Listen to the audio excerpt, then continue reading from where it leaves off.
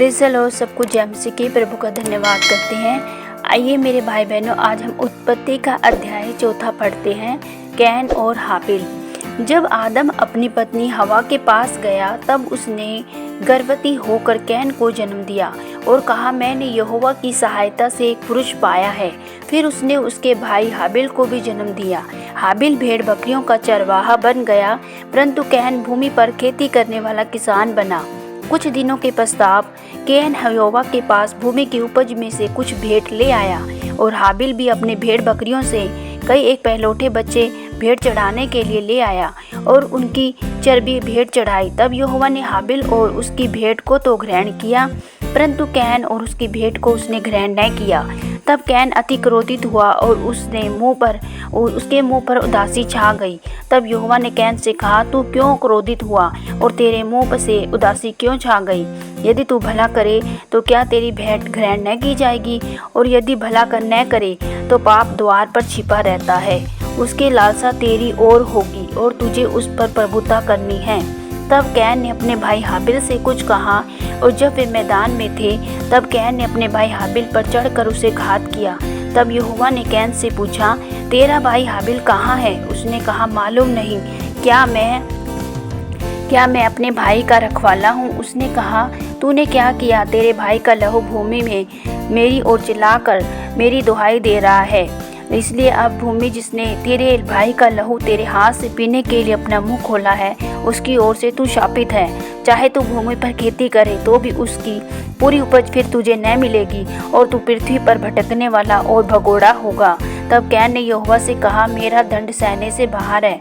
देख, तूने आज्ञा के दिन मुझे भूमि पर से निकाला है, और मैं तेरी दृष्टि की आड़ में रहूँगा और पृथ्वी पर भटकाने वाला और भगोड़ा रहूँगा। जो कोई मुझे पाएगा मुझे घात करेगा। इस कारण यहोवा ने उससे कहा, जो कोई कैन की बात करेगा उससे 7 गुना बदला लिया जाएगा। और यहोवा ने कैन के बदले एक चिन्ह ठहराया, ऐसा न हो कि कोई उसे पाकर मार डाले। कैन के वंशज। तब कैन यहोवा के सम्मुख से निकल गया और नोद नामक देश में, जो अदन के पूरब की ओर है, रहने लगा। जब कैन अपनी पत्नी के पास गया तब वह गर्भवती हुई और उसने हनोक को जन्म दिया। फिर कैन ने एक नगर बसाया और उस नगर का नाम अपने पुत्र के नाम पर हनोक रखा। हनोक से इराद उत्पन्न हुआ, इराद से मेहुयाल उत्पन्न हुआ, और मेहुयाल से मतूशेल से लमेक उत्पन्न हुआ। लमेक ने 2 स्त्रियां ब्याली, जिनमें से एक का नाम आदा और दूसरी का रिसला था। आदा ने यबाल को जन्म दिया। वह तंबुओं में रहना और पशुपालन, इन दोनों रीतियों का प्रवर्तक हुआ। उसके भाई का नाम युबाल था। वह वीणा और बांसुरी आदि बाजों के बजाने की सारी रीति का प्रवर्तक हुआ। और रिसला ने भी तबूल कैन नामक एक पुत्र को जन्म दिया। वह पीतल और लोहे के सब धार वाले हथियारों का गढ़ने वाला हुआ। तबूल कैन की बहन नामा थी। और लमेक ने अपनी पत्नियों से कहा, हे आदा और हे सिल्ला, मेरी सुनो। हे लमेक की पत्नियों, मेरी बात पर कान लगाओ। मैंने एक पुरुष को जो मुझे चोट लगाता था, अर्थात एक जवान को जो मुझे घायल करता था, घात किया। जब कैन का बदला 7 गुना लिया जाएगा तो लमेक का 70 गुना लिया जाएगा। शेत और हनोश।